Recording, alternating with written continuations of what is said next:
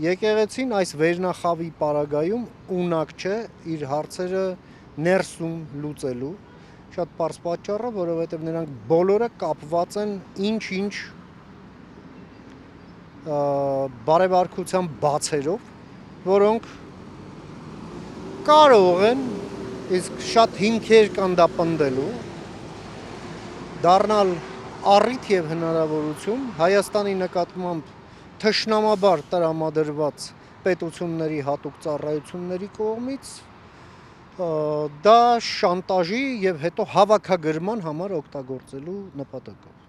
Օրինակ, ինչ նկատում եք անում։ Երբ կա շատ պարզ բարեվարկության խախտում, որը թաքնվում է, հատուկ ծառայությունները դա բացահայտում են իրենց համար, հետո սկսում են դրանով շանտաժի ենթարկել օբյեկտին, որից հետո հավաքագրում են սուս մնալու դիմաց։